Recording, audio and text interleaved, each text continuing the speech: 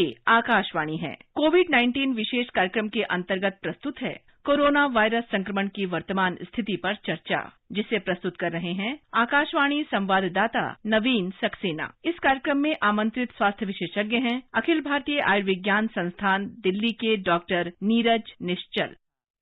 नमस्कार। आज के इस कार्यक्रम में आप सबका, सुनने वालों का बहुत बहुत स्वागत है।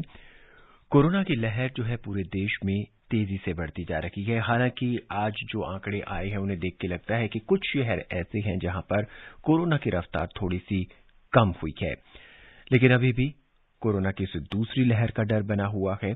और जब कोरोना की ये दूसरी लहर से पूरा देश अभी उबर भी नहीं पाया है, तीसरी लहर की सुगबगाहट और तीसरी लहर की आहट ने लोगों को थोड़ा सा और डरा दिया है। खासकर इस बात में कि ये लहर में जो आएगी उसमें बच्चे भी इसका शिकार हो सकते हैं। ऐसे में सवाल उठता है कि आखिर बच्चों को कैसे बचाया जाए। आज के इस कार्यक्रम में हम अपने इसी प्रश्न के साथ इस कार्यक्रम की शुरुआत करेंगे। आज हमारे साथ मौजूद हैं स्वास्थ्य विशेषज्ञ नीरज निश्चल। नीरज जी, कार्यक्रम में आपका स्वागत है। नमस्कार नीरज जी, जैसा कि कार्यक्रम की शुरुआत में ही हमने कहा कि अब जो तीसरी लहर है उसकी सुगबुगाहट जो है और यूं कहें कि उसकी एक आहट जो है अब सुनने में आ रही है और सरकार ने भी ऐसा कहा है। ऐसे में अब हमें क्या नए तरीके अपनाने पड़ेंगे जिससे हम बचे रहें, या क्या हमें ऐसी तैयारियों की जरूरत है कि इस लहर को जो है झेल जाएं और इतना नुकसान न हो? देखिए, जब हम पहले फेज में जब फर्स्ट वेव के बारे में हम बात कर रहे थे, उस समय भी लोगों ने वार्न किया था, एक्सपर्ट्स ने वार्न किया था कि सेकेंड वेव की पॉसिबिलिटी हमेशा रहेगी। लेकिन अनफॉर्चुनेटली फर्स्ट वेव के बाद जब केसेस कम हुए थे जनवरी के समय में, हमने देखा कि केसेस ऑलमोस्ट कंट्रोल में थे। एंड एक बहुत ही सुनहरा मौका था कि वैक्सीन भी उसी समय रोल आउट हुआ। तो उससे हमें लगा था कि हम जो है इस बीमारी को कंट्रोल करेंगे और शायद सेकेंड वेव नहीं आएगा। और ये कॉम्प्लेसेंसी काफी भारी पड़ी और लोगों ने जो कोविड एप्रोप्रिएट बिहेवियर का पालन जो बिल्कुल बंद कर दिया, इस बीमारी से डरना बिल्कुल बंद कर दिया। वैक्सीन को लेकर लोगों के मन में डाउट आने लगे कि भाई केसेस नहीं है, वैक्सीन क्यों लगवाएं। इन सब कारण के चलते जो हमारे जो बहुत ही स्ट्रांग एक तरीके से कंट्रोल हमने जो कोविड-19 के केसेस को किया था, वो कहीं ना कहीं ढीला पड़ गया हमारा कंट्रोल। और उसका नतीजा ये हुआ कि ये सेकेंड वेव जो हम देख रहे हैं वो उसी का नतीजा है। सेकेंड वेव के बाद अब सभी फिर डर गए हैं, सभी ने अब एफर्ट लगाना शुरू कर दिया, लोग भी सावधान होने शुरू हो गए। बहुत जल्दी हम उम्मीद करते हैं कि इन एफर्ट से फिर से हम ये केसेस को कंट्रोल कर लेंगे। अब ये फर्स्ट वेव और सेकेंड वेव में जो हमने सीख ली है, अगर उसका पालन करते हुए हम सावधानी रखें तो डेफिनेटली जो है, अगर हम कोविड एप्रोप्रिएट का पालन करें, जिनको वैक्सीन की एलिजिबिलिटी हो चुकी है 18 और उसके ऊपर वालों को, वो वैक्सीन लगवाएं। कोविड एप्रोप्रिएट बिहेवियर को अपने लाइफस्टाइल का हिस्सा माने। ये किसी के जबरदस्ती कि लॉकडाउन होगा तभी कोविड एप्रोप्रिएट बिहेवियर फॉलो होगा, ऐसा नहीं होना चाहिए। और अगर हम ये पालन कर रहे हैं तो शायद हम थर्ड वेव से बच सकते हैं। अगर इसका पालन हम नहीं करें, फिर से लापरवाही अगर हमने किया, तो थर्ड वेव क्या फोर्थ फिफ्थ वेव भी आते रहेंगी। तो ये हमारे हाथ में है कि थर्ड वेव आएगा या नहीं, और मेरे ख्याल से इन दो चीजों से ही हम थर्ड वेव को बचा सकते हैं। जी डॉक्टर नीरज, इसमें अभिभावकों का बहुत ही अहम रोल होगा। उन्हें क्या खास ख्याल या ध्यान रखना होगा? देखिए, जो बच्चे हैं नॉर्मली अपने माँ बाप को अपना रोल मॉडल बनाते हैं। वो जैसा देखते हैं कि उनके माता पिता का व्यवहार है, जो तरीका वो फॉलो करते हैं, रूल फॉलो करते हैं, कोविड एप्रोप्रिएट बिहेवियर फॉलो करते हैं, तो काफी हाई चांसेस है कि बच्चे भी उनका अनुसरण करते हुए वो कोविड एप्रोप्रिएट बिहेवियर को लेकर जागरूक रहेंगे। और उन्हें पता चलेगा, क्योंकि बच्चे भी थक चुके हैं घर के अंदर बंद रहते हुए, उन्हें भी स्कूल जाने का मन है, वो भी चाहते हैं कि स्कूल जाएं, अपने दोस्तों के साथ खेलें।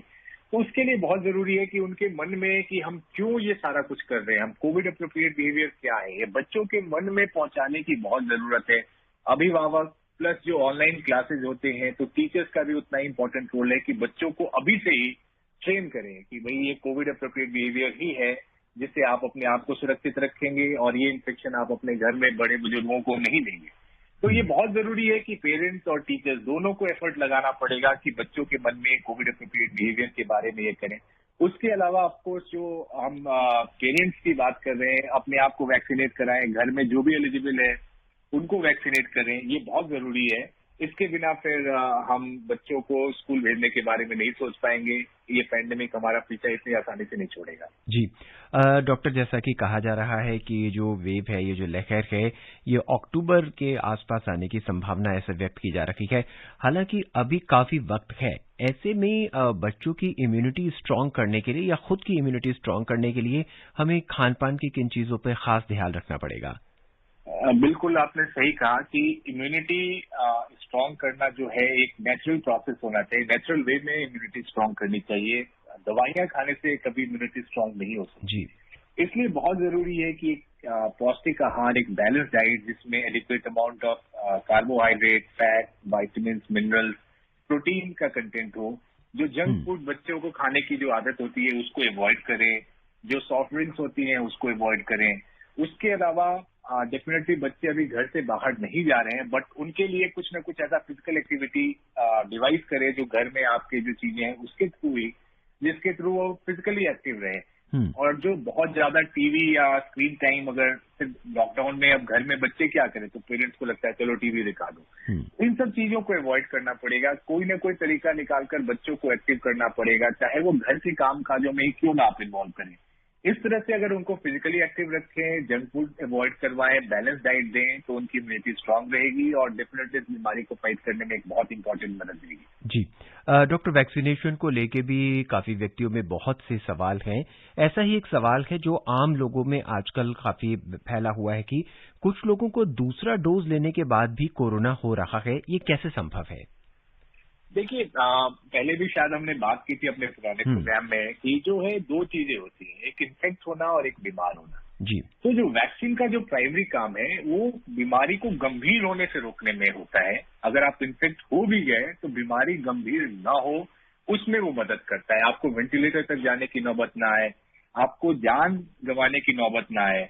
इन सब चीजों से बचाने में वैक्सीन का प्राइमरी रोल होता है।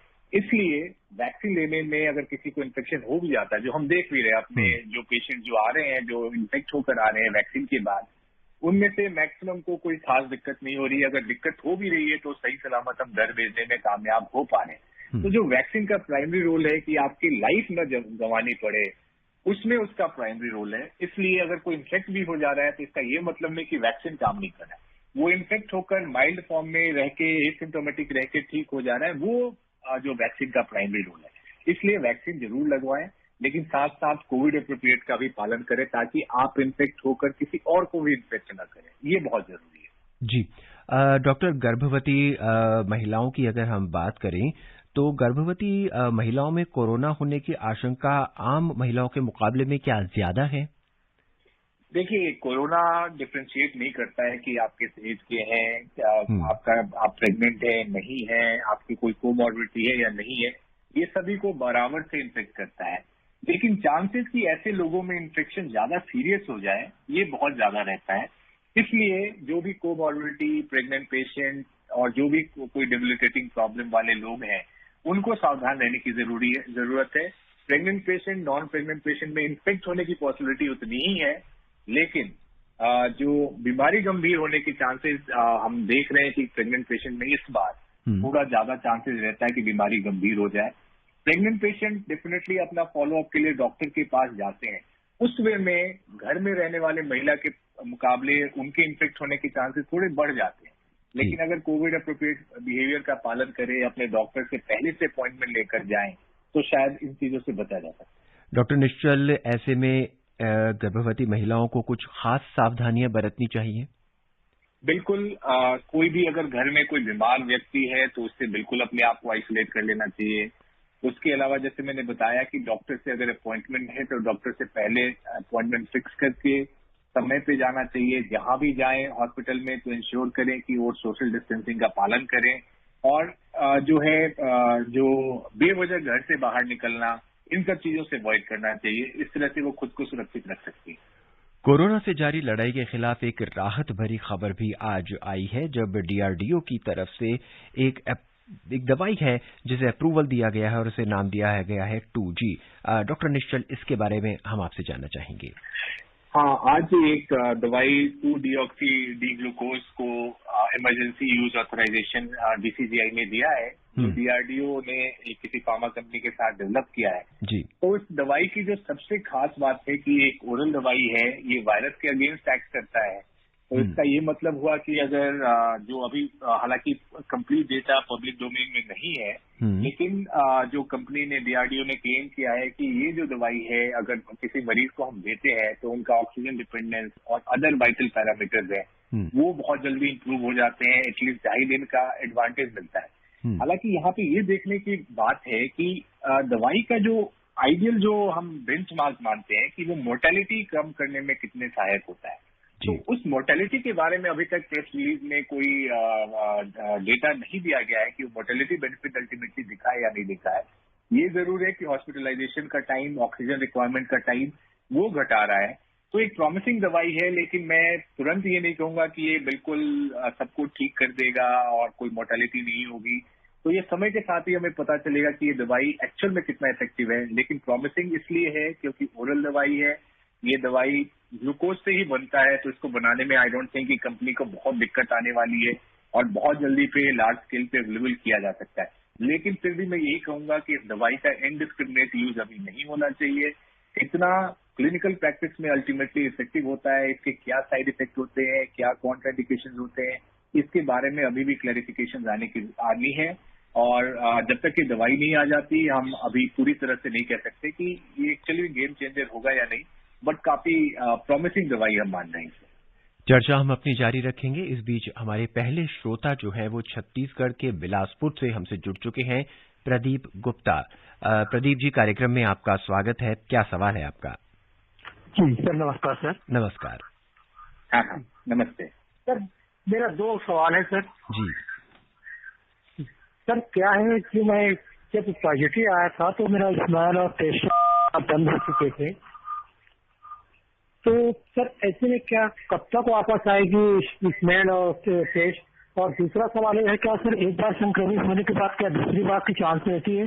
जी, डॉक्टर निश्चल ये जानना चाहते हैं कि कोरोना पॉजिटिव हुए थे, हालांकि ठीक हो गए हैं, लेकिन इनकी स्मेल जो है और स्वाद जो है वो वापस नहीं आया है। तो ये जो सेंस ऑफ टेस्ट और स्मेल है, कुछ लोगों में 3-4 दिन में वापस आती है, कुछ में 3-4 हफ्ते तक का भी समय लग सकता है। तो ये कोई फिक्स टाइम नहीं है कि ये टेस्ट और स्मेल जो है ये कितने दिन तक वापस आएगी, बट डेफिनेटली मैक्सिमम लोगों में ये वापस आ जाती है। तो उसमें कोई परेशानी की बात नहीं है और उससे ये उन्हें घबराने की जरूरत नहीं है जी। जहां तक कि दोबारा इन्फेक्ट होने की बात है, तो डेफिनेटली थ्योरेटिकल पॉसिबिलिटी हमेशा होती है इन्फेक्शियस डिजीज में कि एक बार इन्फेक्शन होने के बाद आप दूसरी बार भी संक्रमित हो सकते हैं। लेकिन हम उम्मीद करते हैं कि जब दूसरी बार आप संक्रमित होती हैं तो पहली बार के संक्रमण के चलते एंटीबॉडीज बने रहते हैं, वो आपको शायद कुछ मदद कर पाए। लेकिन जब हम देखते हैं ये वायरस में म्यूटेशन की कैपेबिलिटीज है, म्यूटेट होते हैं, तो अगर कोई म्यूटेंट स्ट्रेन आता है तो वो क्या प्रायर वाले एंटीबॉडीज उतने ही इफेक्टिव रहेंगे, हमें नहीं पता है।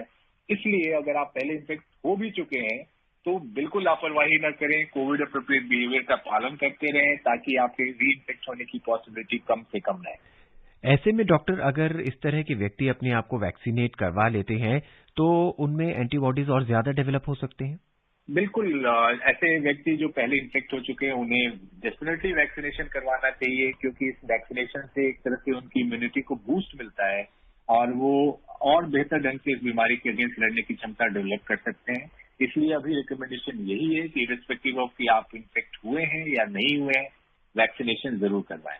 डॉक्टर, वैक्सीनेशन को लेके भी लोगों में अभी कुछ सवाल और कुछ भ्रांतियां हैं, खासकर उन व्यक्तियों में जो कि कोरोना से संक्रमित हो चुके हैं। अभी उनको समझ में नहीं आ रहा है या वो कैलकुलेट नहीं कर पा रहे हैं कि ठीक होने के कितने दिनों बाद उन्हें पहली वैक्सीन लेनी चाहिए, या वो व्यक्ति जिन्होंने पहली वैक्सीन ले ली थी, कोरोना हो गया, अब उन्हें दूसरी डोज कब लेनी चाहिए? नॉर्मली जो है रिकवरी के 4 हफ्ते बाद या एटलीस्ट सिम्टम ऑनसेट के 6 हफ्ते बाद, अगर कोई एसिम्प्टोमेटिक है तो टेस्ट पॉजिटिव होने से 6 हफ्ते के बाद आप वैक्सीन लगवा सकते हैं। इसमें कोई दिक्कत वाली बात नहीं है जी। छत्तीसगढ़ से ही हमारे अगले श्रोता हैं इंद्रभान। इंद्रभान जी, कार्यक्रम में आपका स्वागत है। इंद्रभान जी, अगर आप हमें सुन रहे हैं तो कृपया अपने रेडियो का वॉल्यूम थोड़ा सा कम कीजिए या रेडियो से थोड़ा सा दूर आ जाइए। जी सर मैं चिरमिरी कुरासिया कॉलोनी जिला कोरिया छत्तीसगढ़ से इंद्रभान सिंह बोल रहा हूँ। जी कहिए। जी, तो प्रश्न ये है सर, RT-PCR टेस्ट के दौरान सैंपल ठीक से न लेने, स्वाब ठीक से स्टोर या ट्रांसपोर्ट न करने, वायरस लोड कम होने, जल्दी टेस्ट करने, म्यूटेशन पकड़ में नहीं आने पर भी रिपोर्ट निगेटिव आ सकती है। जी डॉक्टर। देखिए, रिपोर्ट नेगेटिव आने के ढेर सारे कारण हो सकते हैं और आपने सारे कारण इनफैक्ट काउंट खुद ही करवा दिए हैं कि अगर सैंपल ठीक से नहीं दिया गया, कई बार वायरल लोड कम होने के चलते भी नेगेटिव हो सकता है। और जहां तक अभी तक मानना है कि म्यूटेंट वायरस भी इस RT-PCR से पिक हो जाते हैं, तो पॉसिबिलिटी कि म्यूटेंट वायरस होने के चलते पिक नहीं हो रहा है कि चांसेस काफी कम है। हाँ, सैंपल ठीक से कलेक्ट हुआ या नहीं, ठीक से ट्रांसपोर्ट हुआ या नहीं, वायरल लोड आपका कितना है, बीमारी के किस स्टेज में आपने टेस्ट करवाया है, इन सब फैक्टर्स पे आपके टेस्ट रिपोर्ट जो है पॉजिटिव या नेगेटिव आ सकता है। लेकिन अभी तक यही मानना है कि म्यूटेशन के चलते नेगेटिव आने के चांसेस अभी बहुत कम है। जी, हमारे अगले श्रोता हैं गाजियाबाद से यामीन। आइए उनका प्रश्न सुनते हैं। यामीन जी, स्वागत है आपका इस कार्यक्रम में। सर नमस्कार जी। जी नमस्कार, क्या जानना चाहते हैं? मैं ये जानना चाह रहा हूँ कि जैसे कि विकलांग व्यक्ति हैं जो जैसे पोलियो वगैरह हुआ है, उनको वैक्सीन लग सकती है? डॉक्टर निश्चल, क्या? बिल्कुल, ऐसे लोगों में कोई कॉन्ट्राइंडिकेशन नहीं है और अगर किसी भी रीजन से अगर उनको कोई भी डिसेबिलिटी है, फिजिकल डिसेबिलिटी है, ये वैक्सीनेशन के लिए कोई भी कॉन्ट्राइंडिकेशन नहीं है और आप एलिजिबल है तो डेफिनेटली आप वैक्सीन लगवा सकते हैं। जी डॉक्टर, हमारे साथ सोशल मीडिया से भी हमारे श्रोता हमसे जुड़ते हैं। सोशल मीडिया से ऐसे ही एक श्रोता हैं, वो जानना चाहते हैं कि मुझे 25 अप्रैल को बुखार आया था, 2-3 दिन बाद किसी चीज की गंध आनी भी मुझे बंद हो गई। हालांकि 30 अप्रैल को जब रिपोर्ट आई तो वो पॉजिटिव आई थी। अब मुझे कितने दिन आइसोलेशन में रहना चाहिए? नहीं, इनके सिम्टम ऑनसेट कब से था? ये कह रहे हैं कि 25 अप्रैल को इनको बुखार आया था। हाँ, तो नॉर्मली हम सिम्टम, अगर क्लियर कट सिम्टम ऑनसेट हमारे पास डिफाइंड है तो उससे एटलीस्ट जो है 10 से 14 दिन इन्हें अपने आप को आइसोलेट करना चाहिए। और जो अभी रिसेंट गाइडलाइंस, अगर 10 दिन अगर होम आइसोलेशन में है, 10 दिन के बाद एटलीस्ट आप पिछले 3 दिन से ठीक है, 1 से 3 दिन तक कोई फीवर नहीं है, कोई सिम्टम नहीं है, तो आप अपना आइसोलेशन एंड कर सकते हैं। रिपीट टेस्टिंग की कोई आवश्यकता नहीं होती ऐसे सिचुएशन। जी, हमारे अगले श्रोता हैं जौनपुर से राजधर मिश्रा जी। राजधर मिश्रा, कार्यक्रम में स्वागत है। क्या सवाल है आपका? नमस्कार सर। जी नमस्कार, क्या जानना चाहते हैं? मेरा नमस्कार। नमस्ते सर, मेरे 2 सवाल हैं। कहिए सर, पहला मेरा सवाल है कि पिछले अक्टूबर में सर मेरे को कोरोना हो गया था, लेकिन सर अभी भी मेरे जॉइंटों में, हाथ या पैर की जॉइंट में दर्द होता सर। जी। तो जब मैंने जांच कराया तो निगेटिव निकला, 3 बार जांच करा लिया। तो सर कहीं ऐसा नहीं कि दोबारा कोरोना हो गया जो पकड़ में आ रहा है? जी। अच्छा, दूसरा सवाल है सर कि जो दोनों डोज वैक्सीन लगवा चुके हैं, जैसे मान लीजिए हमने एक लगवा लिया है तो कितने दिन बाद लगवाएं, सब ज्यादा सेफ रहेगा? जी डॉक्टर निश्चल, अक्टूबर में इनको कोरोना हुआ था, उसके बाद अब इनके अभी भी ज्वाइंट पेन रहता है, ये किस वजह से है? क्या इनको दोबारा कोरोना हो गया, उन्हें जांच करानी चाहिए? देखिए, ज्वाइंट पेन बाकी कारणों से भी हो सकता है, ये सिर्फ कोविड रिलेटेड हो ऐसा कोई जरूरी नहीं है।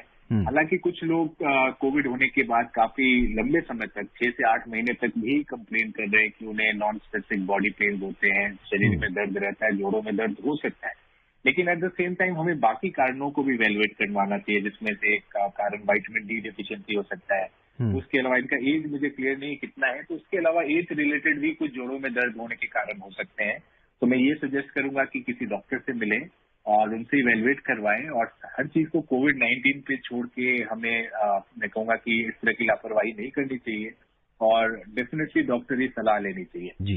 जहां तक दूसरे डोज ऑफ वैक्सीन लेने का सवाल है, तो डेफिनेटली अभी जो गाइडेंस यही कहता है कि कोवैक्सीन 4 हफ्ते के बाद, और जो कोविशील्ड है वो 6 से जो है आपके 12 हफ्ते के बीच में, 6 से 8 हफ्ते के बीच में आप लगवा सकते हैं। ये नॉर्मल प्रोटोकॉल अभी फॉलो कर रहे हैं। आइए अब बसंती लाल जी का प्रश्न सुनते हैं, मंदसौर से ये हमसे जुड़ चुके हैं कार्यक्रम में। जी नमस्कार। नमस्कार सर, डॉक्टर साहब नमस्कार। नमस्ते सर, मैं सगोरे घाटी जिला मंदसौर मध्य प्रदेश से बसंती लाल सूर्यवंशी बोल रहा था। जी डॉक्टर साहब, मैं ये जानना चाह रहा हूँ कि दूसरी लहर चल रही, तो तीसरी लहर में बच्चों को मतलब कोरोना हो सकता है क्या? ये अफवाह है या आशंका है सर ये? और वैज्ञानिक ने जो बताया वो सच है क्या सर? डॉक्टर निश्चल, तो इसमें जो है ना, अफवाह कुछ भी नहीं होता है। कोविड-19 सेकेंड वेव में भी बच्चों के लिए उतना ही खतरनाक हो सकता है। तो ये सोचना कि थर्ड वेव में भी बच्चों में खतरा होगा, ये मैं कहूंगा कि मानना गलत है। और जो भी अनुमान है, एक साइंटिफिक बेसिस है कि पहले वेव में जो है एल्डरली ज्यादा अफेक्ट हुए, जो बीच वाले ग्रुप अफेक्ट नहीं हुए। सेकेंड वेव में हम देख रहे हैं कि रिलेटिवली यंगर पॉपुलेशन अफेक्ट हो रहा है। उसके पीछे रीजन ये दिया गया है कि अफकोर्स यंगर पॉपुलेशन बाहर ज्यादा जाता है, एल्डरली पॉपुलेशन को वैक्सीन लगाया जा चुका था, इसलिए शायद उनका इस बार इफेक्ट कम है। वैसे ही अब इस फेज में हम जो बीच वाले जो एज ग्रुप है 18 से 45 वाले, वो भी वैक्सीनेट होने जा रहे हैं। तो ये आशंका की जा रही है कि अगर अगला वेव आता है तो जो लोग वैक्सीनेटेड नहीं है उनकी पॉसिबिलिटी इन्फेक्ट होने की बढ़ जाएगी, वो ऑब्वियस है। तो इसलिए हम ऐसा अनुमान लगा रहे हैं कि अगर थर्ड वेव आता है तो बच्चों के लिए खतरा बढ़ जाएगा। लेकिन इसका ये मतलब नहीं है कि वो डेफिनेटली ऐसा होना ही होना है। अगर हमारे हाथ में, अगर हमने सब कुछ कंट्रोल में रखा तो थर्ड वेव आएगी ही नहीं। तो ये अनुमान है, अनुमान को गलत सिद्ध करना हमारे हाथ में है।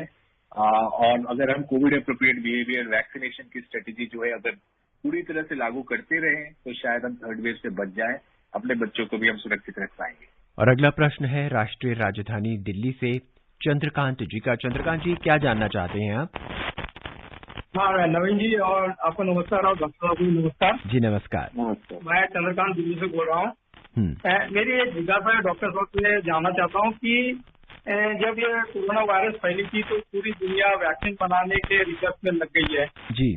तो और ओरल मेडिसिन के ऊपर में कॉन्सेंट्रेशन कम था इसको बनाने का। अभी 2-4 भी आ रही है, जैसे आपने बताया कि DRDO ने बनाया है और इंटरनेशनल का भी वहाँ पे कनाडा में डेवलप हुआ है जी।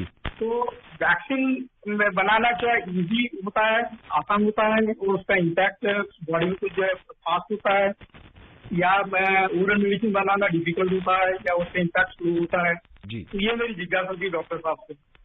डॉक्टर साहब ये जानना चाहते हैं कि ओरल वैक्सीन बनाना आसान है या जो मेन वैक्सीन है, जो लगता है इंजेक्शन जिसे हम कहते हैं, वो आसान है, और दोनों में इफेक्टिव कौन सा होता है? देखिए, ओरल वैक्सीन के बारे में तो मुझे आइडिया नहीं कि कुछ डेवलप की जा रही है। हाँ, नेजल वैक्सीन जरूर डेवलप करने की कोशिश की जा रही है। नेजल वैक्सीन जो है मैं कहूंगा कि अगर देखा जाए बीमारी के हिसाब से तो एक बहुत ही प्रॉमिसिंग वे होगा इस बीमारी को कंट्रोल करने में, कि एक तो नेजल वैक्सीन जो है एक ड्रॉप की तरह होगा, नाक में डाला, कोई इसमें बहुत इंजेक्शन लगाने का झंझट नहीं है। प्लस ये जो वायरस है वो नाक के थ्रू ही हम एक्सपेक्ट करते हैं कि बॉडी के अंदर जाता है। तो अगर हम बाहर की तरफ ही एक बैरियर क्रिएट कर दे ताकि वायरस अंदर तक जाए ही नहीं, प्लस जो लोकल नेजल ये में जो रेप्लिकेट होता है, अगर वो रेप्लिकेट ना करे तो दूसरों को इन्फेक्ट करने की भी पॉसिबिलिटी कम हो जाएगी।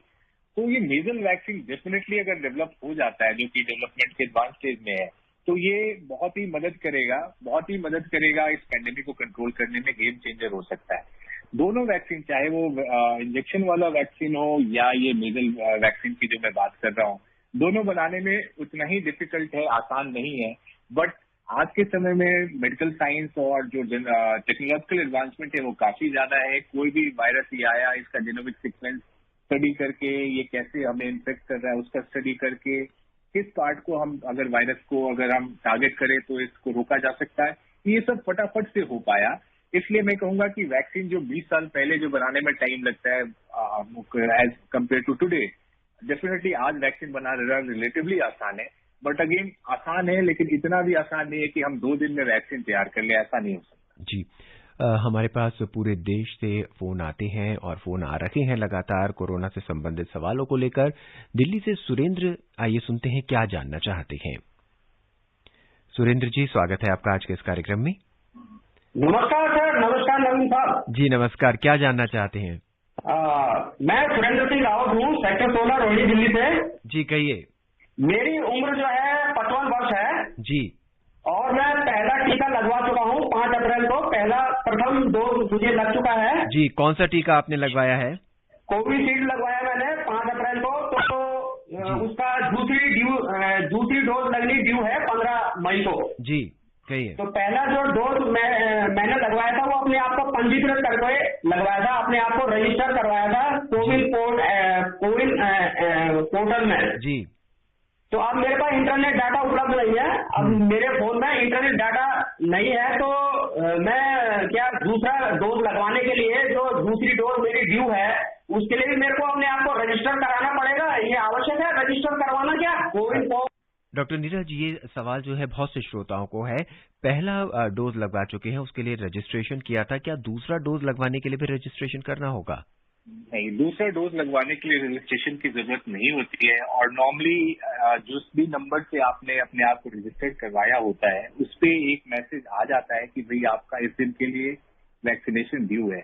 और आप जिस दिन का भी ड्यू डेट है, आप जाकर जो पहले जहाँ पे आपने वैक्सीन लगवाया था, वहाँ पे आप अपने आप को वैक्सीनेशन लगवा सकते हैं। दोबारा रजिस्ट्रेशन कराने की कोई आवश्यकता नहीं। जी डॉक्टर, ये एक प्रश्न और है हमारे पास सोशल मीडिया से। ये कहते हैं कि मेरे पिता की उम्र 63 वर्ष है, दिल की बीमारी के मरीज हैं, हार्ट अटैक होने पर उनके स्टंट डले थे और कई दवाई भी ले रहे हैं इससे जुड़ी, तो क्या उनको कोरोना की वैक्सीन लगाई जा सकती है? ऐसे लोग ही इनफैक्ट मैं कहूंगा कि कोविड-19 वैक्सीन के सबसे इम्पोर्टेंट कैंडिडेट हैं। और बिना किसी झिझक के, बिना किसी संकोच के इन्हें जल्दी से रजिस्टर कराकर इन्हें वैक्सीनेट करवाना चाहिए। जब भी आप वैक्सीनेशन सेंटर पे जाएं तो जो भी दवाइयां ले रहे हैं, वो अपने जो भी वैक्सीनेशन सेंटर पे डॉक्टर हैं, हेल्थ केयर प्रोफेशनल हैं, उनको आप इन्फॉर्म कीजिए और आपके बिहाफ पे वो बताएंगे कि आप वैक्सीन सेफ है या नहीं। लेकिन ऐसे पेशेंट में वैक्सीनेशन का कोई कॉन्ट्राइंडिकेशन नहीं है और उन्हें बिल्कुल लगवाना चाहिए। जी, आइए अब पश्चिम बंगाल का रुख करते हैं और सुब्रत जी से जुड़ते हैं और उनकी जिज्ञासा जानते हैं। सुब्रत जी, कार्यक्रम में आपका स्वागत है। हाँ सर नमस्कार सर। नमस्कार सर जी। सर, मेरा पहला क्वेश्चन यही था कि जो मेरा दीदी है सर, उनका एक बच्चा है छोटा सा, मतलब कि 2-2.5 महीने का बच्चा है और फ्रेंड का भी एक 10 महीना पुराना है। तो जो लोग की ब्रेस्ट फीडिंग कराते हैं, जो बच्चों को ब्रेस्ट फीडिंग कराते हैं, तो उन लोगों के लिए वैक्सीन लेना सर सही होगा? मतलब कि पहला डोज सेकंड डोज लेना सही होगा कि नहीं? और सर दूसरा क्वेश्चन ये था कि अगर जो कि किसी कुछ रीजन से हमको सेकंड डोज नहीं ले पाए, जैसे कि ड्यूरेशन होता है 6 से 8 हफ्ते में जो कोवैक्सीन और कोविशील्ड का 4 से 6 बजे, उसी कुछ रीजन से सेकंड डोज नहीं ले पाए तो कि ड्यूरेशन टाइम अगर चला जाता है तो कि कुछ दिक्कत होगा या सेकंड डोज लेने के बाद ही वैक्सीन का पूरा बेनिफिट मिलेगा? डॉक्टर, इनका पहला प्रश्न है कि स्तनपान करा रही हैं इनकी दीदी, तो क्या वो वैक्सीन ले सकती हैं क्या? तो अभी जो इस पे जो गाइडेंस है वो क्लियर नहीं है कि जो ब्रेस्ट फीडिंग को अभी तक हमने इसके दायरे से बाहर रखा था। लेकिन अगर कई बार जैसे अगर कोई बच्चा अगर ब्रेस्ट फीड टॉप फीड पे भी है जी, तो उसको कई बार हम कह सकते हैं कि आप वैक्सीन लगवा लें, बच्चे को कुछ दिन फीड नहीं करें एंड ऐसा कर सकते हैं। लेकिन फिलहाल अभी इस पे गाइडेंस यही कहता है कि प्रेग्नेंट और ब्रेस्ट फीडिंग लोगों को वैक्सीनेशन नहीं लगवा सकते हैं। एंड जो सेकेंड इम्पोर्टेंट क्वेश्चन इन्होंने पूछा था कि दूसरी डोज में अगर टाइम बढ़ जाता है तो क्या हम कब लगवा सकते हैं? तो अभी कोशिश तो यही करनी है कि जो ड्यूरेशन दिया गया है कि जिस बीच में आपको वैक्सीन लगवाना है उसमें लगवाने की कोशिश करें। लेकिन किसी भी कारणवश अगर डिले भी हो गया है तो आप जितनी जल्दी हो सके दूसरा डोज लगवा लें। वैक्सीनेशन का इफेक्ट दिखना चाहिए और हम यही उम्मीद करते हैं कि आपको प्रोटेक्शन मिलेगा डिले होने के बाद भी। जी डॉक्टर, कार्यक्रम के हम उस पड़ाव पर आप पहुंचे हैं जहां हम अपने स्वास्थ्य विशेषज्ञों से सिर्फ एक ही सवाल पूछते हैं कि अब आप हमें क्या संदेश देना चाहते हैं? मैं यही कहूंगा कि जो हमें जो है म्यूटेशन और थर्ड वेव के बारे में न सोचते हुए जो अभी टास्क हमारे हाथ में है कि अपने वे में कंट्रीब्यूट करके हम इस बीमारी को कंट्रोल करें और फिर इंश्योर करें कि इस बिहेवियर को हम आगे फॉलो करते रहें ताकि ये पैंडेमिक का जो थर्ड वेव हम प्रिडिक्ट कर रहे हैं उसको हम गलत साबित करें, उसे नहीं आने दें। और ये हमारे हाथ में है, ये हमारे बिहाफ पे कोई नहीं कर सकता। अगर हम ठान ले कि हमें अपना वैक्सीनेशन कराना है, कोविड अप्रोप्रिएट बिहेवियर फॉलो करना है, अपने बच्चों को इस तरह से सीख देनी है कि वो भी कोविड अप्रोप्रिएट बिहेवियर का पालन करें। अगर हम बीमार हैं तो अपने आप को आइसोलेट करें, टेस्ट कराएं, जो भी अवेलेबल ट्रीटमेंट है वो लें। और ये जो random WhatsApp forwarded message treatment vaccination से रिलेटेड है उन पर बिल्कुल विश्वास न करें। इससे जो है हम इस पैंडेमिक को खत्म करने में अपना सहयोग दे सकते हैं। मैं चाहूंगा सारे देशवासी इसमें सहयोग करें और इस पैंडेमिक को खत्म करें। डॉक्टर नीरज, इस कार्यक्रम में हमसे जुड़ने के लिए और अपनी राय हमारे साथ साझा करने के लिए आपका बहुत बहुत धन्यवाद। Thank you. आज के इस कार्यक्रम में बस इतना ही। मुझे यानी नवीन को दें इजाजत। नमस्कार। कोविड-19 विशेष कार्यक्रम के अंतर्गत अभी आप सुन रहे थे कोरोना वायरस संक्रमण की वर्तमान स्थिति पर चर्चा, जिसे प्रस्तुत कर रहे थे आकाशवाणी संवाददाता नवीन सक्सेना। इस कार्यक्रम में आमंत्रित स्वास्थ्य विशेषज्ञ थे अखिल भारतीय आयुर्विज्ञान संस्थान दिल्ली के डॉक्टर नीरज निश्चल। ये कार्यक्रम आकाशवाणी के समाचार सेवा प्रभाग द्वारा प्रस्तुत किया गया। इसे आप हमारे mobile app news on AIR पर भी सुन सकते हैं।